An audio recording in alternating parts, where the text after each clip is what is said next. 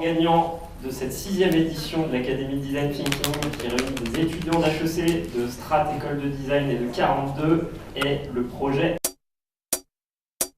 Je trouvais que j'étais assez favorablement impressionné parce que par rapport aux conditions de réalisation dans un temps restreint avec des gens qui ne se connaissent pas, qui viennent d'univers disciplinaires très différents, et à chaque fois il y avait vraiment une volonté d'apporter je dirais, une vraie solution et avec un souci d'ergonomie, d'expérience utilisateur qui était assez remarquable dans le faible temps qu'avaient eu les différentes équipes pour le faire. Ouais, j'ai trouvé que c'était vraiment la meilleure académie que j'aurais pu faire. Construire un vrai truc de A à Z, c'est hyper stimulant, c'est génial, on a des intervenants très intéressants. On est dans un monde où aujourd'hui on n'a plus de limites, donc on peut tout faire, y compris faire un citoyen augmenté. Et en mélangeant des gens qui ont à la fois un profil lié au design, d'autres qui ont un profil lié à la technologie, au coding, et d'autres qui ont une formation plus commerciale, quand vous les mélangez, on est capable à chaque fois de sortir des choses exceptionnelles, des grands projets. 3 weeks seems short, especially knowing in other projects, management projects or art projects, it flies by like this, so you have to come up with it and really keep a structure, but I think we could do it. Quand on vous pose une question,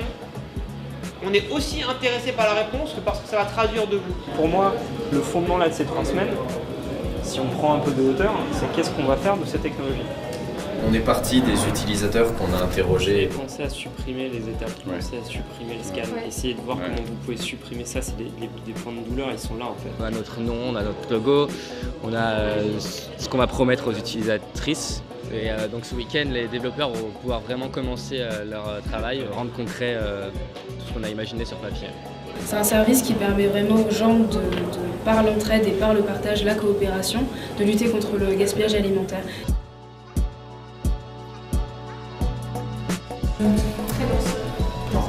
Très beaucoup d'espoir que tout va bien se passer. Il y a OpenStreetMap, il y a Google Maps, il y a plein d'options. Est-ce que vous avez pensé à ça? 70 000 utilisateurs, c'est ce qui te permet de générer assez de pubs pour te financer. C'est ça. Okay. 56% des jeunes estiment qu'ils ne bénéficient pas de toutes les aides auxquelles ils ont droit.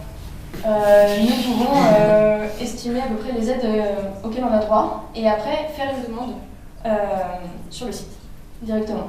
Donc nous vous présentons notre solution, Pain Perdu, qui est une application qui permet de découvrir les bons plans étudiants pour économiser tout en évitant de gaspiller, et notre leitmotiv, rien ne se perd, tout se consomme. Le grand gagnant est le projet Aidez-moi.